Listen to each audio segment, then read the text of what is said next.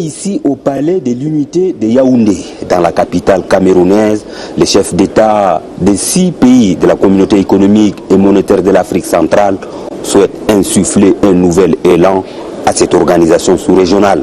La présence des 5 chefs d'État, dont le président de la République, Idriss Déby Itno, et le Premier ministre gabonais, s'inscrit bien évidemment dans cette logique. Le sommet extraordinaire qu'a convié le président en exercice de la communauté économique et monétaire de l'Afrique centrale, Paul Biya, pose sur la table de lancinantes questions qui continuent de freiner le développement des pays de la sous-région.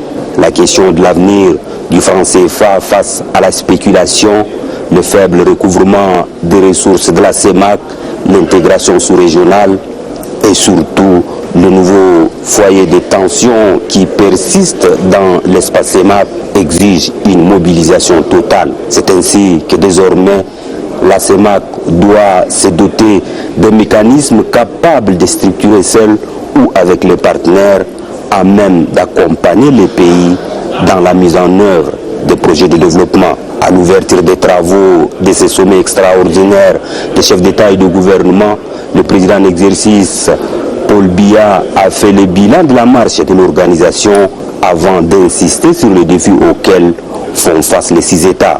Le président camerounais en appelle à des mesures complémentaires pour accélérer la croissance économique. L'appui du Fonds monétaire international, de la Banque africaine du développement et de l'Agence française du développement et bien d'autres ont été salués. Pour le président Paul Biya, l'appui de ces institutions a permis d'accompagner la sous-région qui sort progressivement du marasme économique de 2016.